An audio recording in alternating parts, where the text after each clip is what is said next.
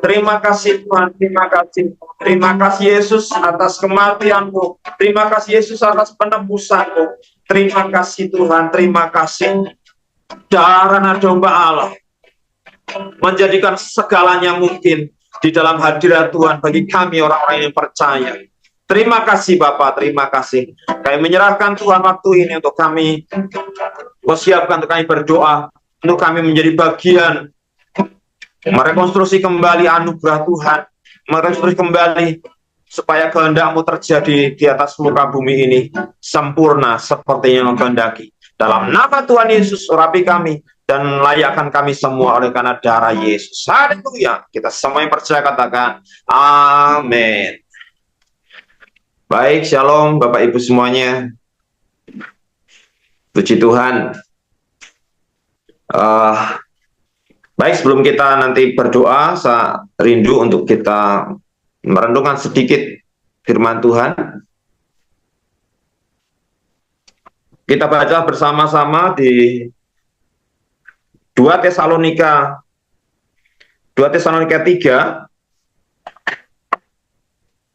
3 ayat 1 dan 2. 2 Tesalonika 3 ayat 1 dan 2. Saya akan bacakan Bapak Ibu semuanya. Perikopnya berdoa dan bekerja. Selanjutnya saudara-saudara berdoalah untuk kami supaya firman Tuhan beroleh kemajuan dan dimuliakan sama seperti yang telah terjadi di antara kamu, dan supaya kami terlepas dari para pengacau dan orang-orang jahat, sebab bukan semua orang beroleh iman.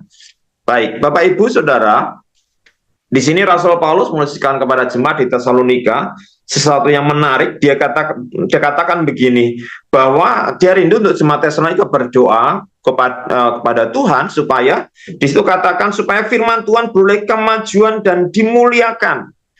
Jadi Bapak Ibu, firman Tuhan itu akan punya efek mengalami kemajuan dan dimuliakan di saat umat percaya, orang-orang percaya itu berdoa. Dan dikatakan sama seperti yang terjadi di antara kamu. Jadi firman Tuhan yang telah kita terima dulu itu memiliki dampak yang luar biasa mengubahkan hidup kita. Dan Rasul Paulus rindu firman Tuhan yang sama juga itu boleh tersampaikan ke banyak orang dan itu mengubahkan banyak orang.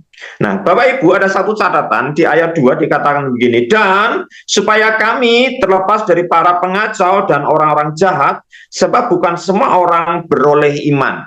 Bapak Ibu, ada yang menarik di sini di ayat 2 dikatakan bahwa supaya kami terlepas dari para pengacau dan orang-orang jahat, sebab bukan semua orang beroleh iman. Ada dikatakan begini, sebab bukan semua orang yang beroleh iman. Saat kalau kita baca ayat ini sepertinya kok nggak fair ya, kenapa kok tidak semua orang beroleh iman, kenapa kok tidak semua orang itu mendapatkan kesempatan untuk beroleh iman. Bapak Ibu, waktu saya coba lihat dari dari versi yang lain, saya mengambil coba di versi Amplified Bible. Di versi Amplified Bible, 2 Tesalonika 3 ayat 2 dikatakan begini, dan agar kita dibebaskan, atau agar supaya kita dibebaskan atau kami dibebaskan dari orang-orang yang sesat atau tidak benar dan jahat atau secara aktif jahat, karena tidak semua orang percaya adalah orang percaya. Bapak Ibu, di terjemahan Amplified Bible dikatakan tidak semua orang percaya adalah orang percaya.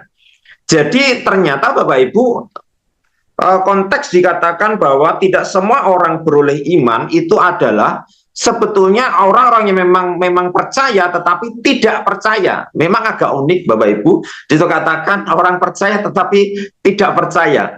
Nah, orang seperti apa sebetulnya? Jadi ada orang yang ya seperti orang percaya tapi dia tidak mencerminkan orang percaya.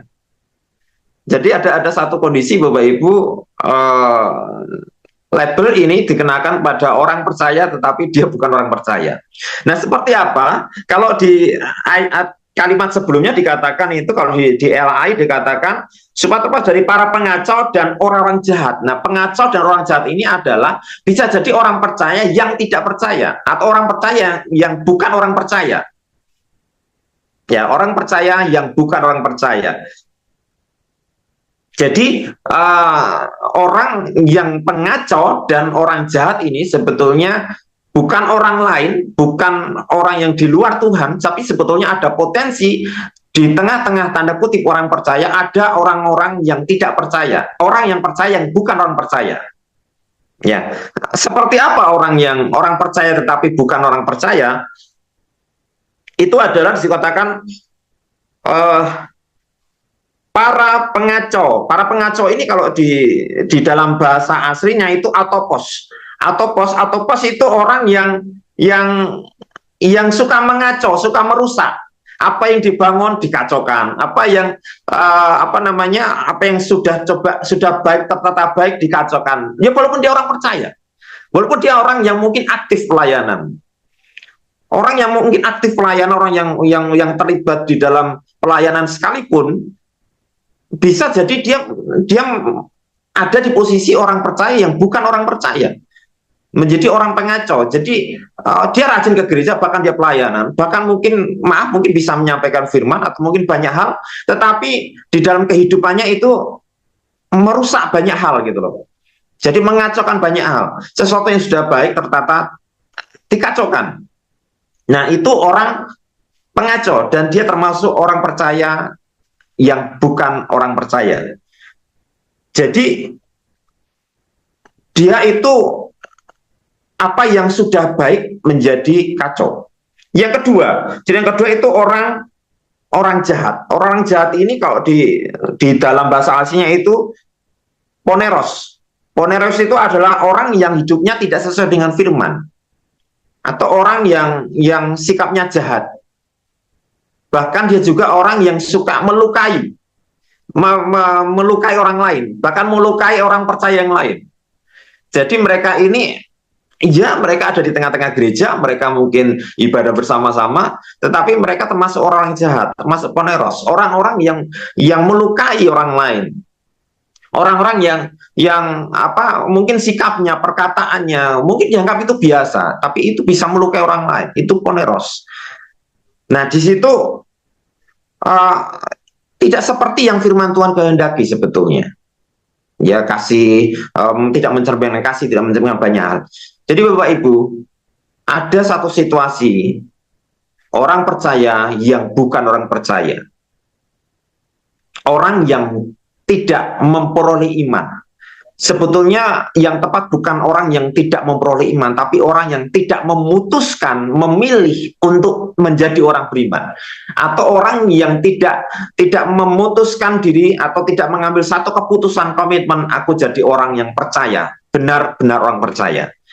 Bapak Ibu, biarlah kita tidak termasuk bilangan orang-orang yang jahat atau orang-orang pengacau. Kita tidak termasuk orang-orang yang melakukan merusak apa yang baik, bahkan kita bukan termasuk orang-orang yang gampang melukai. Karena firman Tuhan katakan, Rasul Paulus katakan, supaya firman Tuhan beroleh kemajuan dan dimuliakan. Karena firman Tuhan akan terhambat. Jadi Bapak Ibu, mari sama-sama kita introspeksi diri. Apakah hidup kita sudah mencerminkan itu? Kualitas hati kita, hidup kita sudah mencerminkan sebagai orang percaya? Bahkan di saat kita ini khawatir, di saat kita ini kemudian gelisah, mengeluh, kemudian ngomel, kita sebetulnya orang percaya yang bukan orang percaya. Karena kalau orang percaya, dia sikapnya tidak seperti itu. Dan kita lihat diri kita masing-masing.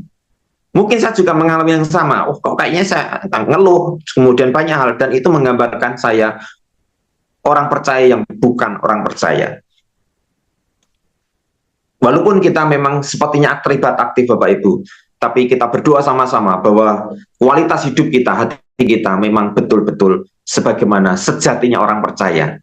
Dan kiranya kasih anugerah Tuhan dan anugerah dan darah Yesus itu yang memampukan Bapak Ibu dan saya menjadi orang percaya yang benar-benar sejatinya orang percaya. Amin. Tuhan, kami berdoa kiranya hidup kami memiliki kontribusi yang besar untuk firman Tuhan boleh mengalami kemajuan dan dimuliakan.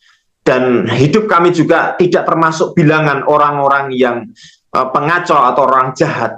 Kami bukan termasuk orang-orang yang orang percaya yang bukan orang percaya. Urapi kami, anugerahkan kasih karunia untuk setiap kami semua, Tuhan. Tidak gampang khawatir, tidak gampang kecewa, tidak gampang melukai, tidak gampang juga pasif, tidak gampang juga merusak apa yang sudah tertata dengan baik. Kiranya